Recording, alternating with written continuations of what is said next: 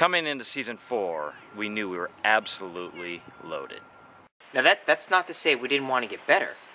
That year we had 3 targets.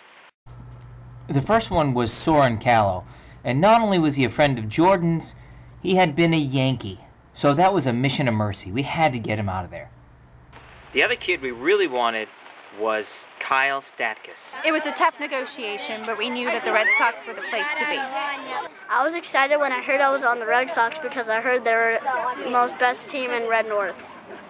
At that point, the team was set. We had 12 guys. We were moving forward.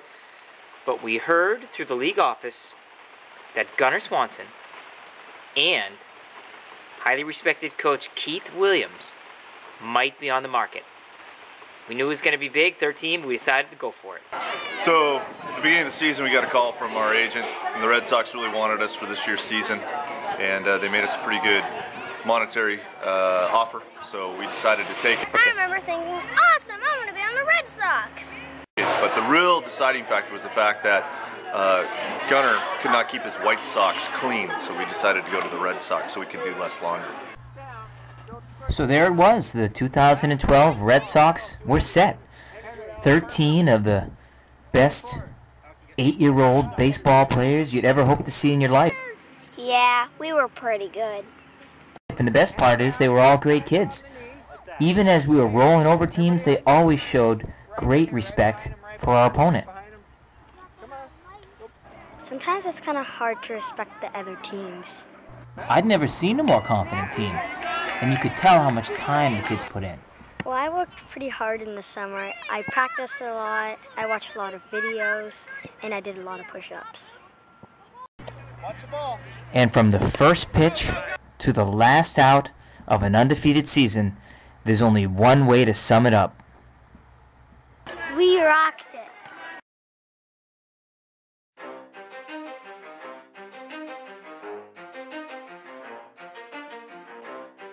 You ready? Let's go. Yeah. For those of you that want to know what we're all about, it's like this, y'all. This is 10% luck, 20% skill, 15% concentrated power of will, 5% pleasure, 50% pain, and 100% reason to remember the name. He doesn't need his name up in lights, he just wants to be heard, whether it's the beat of the mic. He feels so unlike everybody else, alone, in spite of the fact that some people still think that they know, but no, he knows the code. It's not about the salary, it's all about reality and making some noise, making a story, making sure his click stays up. That means when he puts it down, Todd's picking it up. Let's go. Who the hell is he anyway? He never really talks much, never concerned with status, but still leaving him starstruck. Humble through opportunities given despite the fact that many misjudge him cause he makes a living from writing raps. Put it together himself, now the picture connects. Never asking for someone's help or to get some respect. He's only focused on what he wrote. His will is beyond reach, and now it all unfolds. The skill of an artist. This is 20% skill, 80% fear. Be 100% clear, cause Ryu was ill. Who would have thought he'd be the one that set the West in flames? And I heard him wreck it with the crystal method, name of the game. Came back, dropped Megadeth, took him to church. I like Bleach, man. Ryu had the stupidest verse. This dude is the truth. Now everybody giving them guest spots and stocks through the roof. I heard he f***ing with that stock.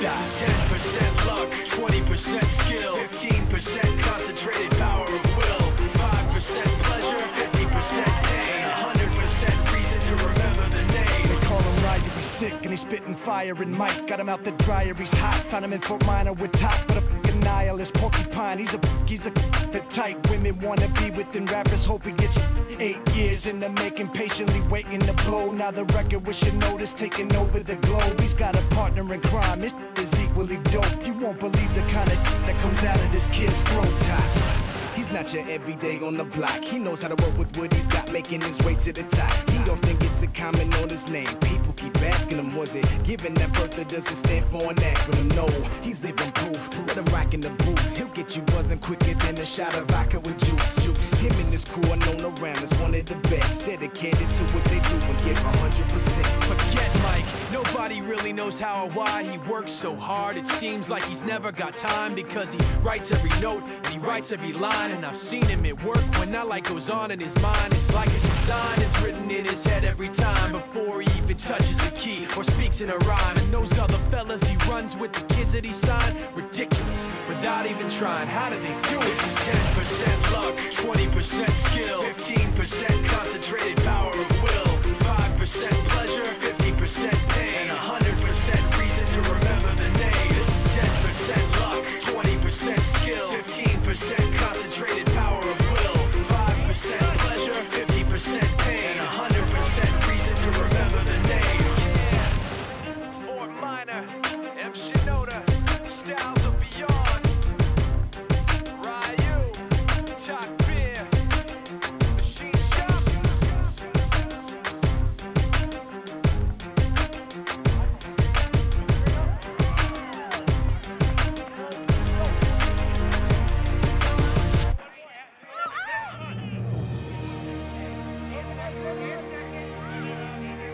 I'm pretty proud to be on the Red Sox, and it's really fun. It's a good decision. The team was awesome, and the coaching was phenomenal.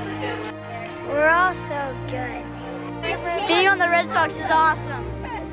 I wouldn't play for any other team. I'm so glad I was on the Red Sox. There's nothing like being on the Red Sox. I'm going to be the Red Sox fan for the rest of my life. Look at my shirt. I'm so happy to be on the Red Sox. It's like such a good team. I hope I'm always a Red Sox. We're good. Sadly, it all had to come to an end. Not gonna lie to you, shed a little tear on the mound as we threw those last pitches and saw our boys take the field for the last time and run off that field the last time. But one thing's for sure, they always did the Red Sox Nation proud. It was a joy, guys. After 4 years as a Red Sox, I can't believe that our time has come to an end. It was an absolute dynasty. Luke learned a lot. It was a great team environment. The families were awesome, and I will miss you all terribly next year. We have really been blessed, some of us for 4 years, to be surrounded by so many great boys and great families. And although a chapter is ending, I hope that you'll all always be Red Sox fans and you will look back at this chapter in our lives with fond memories. I truly hope that when it comes time for these boys to coach, that they are blessed with a group as motivated and as gifted and as coachable and as kind as these 13 boys. I'm gonna miss this team.